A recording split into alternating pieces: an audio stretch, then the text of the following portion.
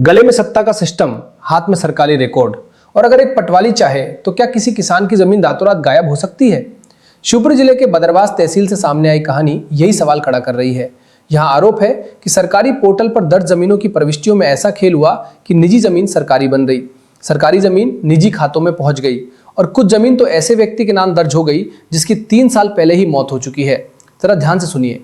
मामला ग्राम ईश्वरी और मांगरोल का है। आरोप है कि हल्का नंबर 110 के पटवारी श्याम कोरकू की आईडी से करीब 250 बीघा जमीन की प्रविष्टियों में बदलाव किया गया। शुरुआती अनुमान के मुताबिक इस जमीन की कीमत करीब 50 करोड़ रुपए बताई जा रही है। ग्रामीणों का कहना है कि हाईवे किनारे की करीब 100 बीघा जमीन की कीमत 40 से 45 लाख रुपए प्रति बीघा तक है। बाकी जमीनों की कीमत भी करोड़ों में है। अब असली ट्विस्ट सुनिए। जांच में कई ऐसे सर्वे नंबर सामने आए जहां पहले जिन किसानों के नाम जमीन दर्ज थी वहां दूसरे लोगों के नाम दिखाई देने लगे। कुछ जगह निजी जमीन को शासकीय घोषित कर दिया गया तो कुछ जगह शासकीय जमीन निजी खातों में दर्ज हो गई।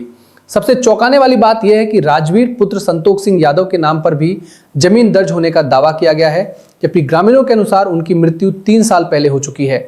सवाल यह है कि जो व्यक्ति इस दुनिया में नहीं है उसके नाम पर नई प्रविष्टि कैसे हो गई? अब जरा खाद वाले कनेक्शन को समझिए। इन दिनों किसान खाद के लिए ऑनलाइन पंजीयन करा रहे हैं। इसके लिए नई नकल निकलवाई गई तो एक किसान को अपनी जमीन सरकारी दिखाई दी, दूसरे किसानों ने भी रिकॉर्ड निकलवाया तो कई जगह इसी तरह की गड़बड़ी सामने आने लगी। इसके बाद 4 जून को तहसीलदार से शिकायत की गई। बदरवास तहसीलदार सचिन भार्गव के अनुसार प्रारंभिक जांच में 200 बीघा से अधिक जमीन की प्रविष्टियों में गड़बड़ी मिली है और ये बदलाव पटवारी की आईडी से हुआ है।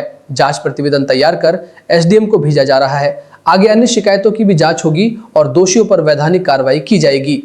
अब सबसे बड़ा सवाल, अगर किसानों ने खाद के लिए नकल नहीं निकलवाई होती तो क्या ये पूरा खेल कभी सामने आता?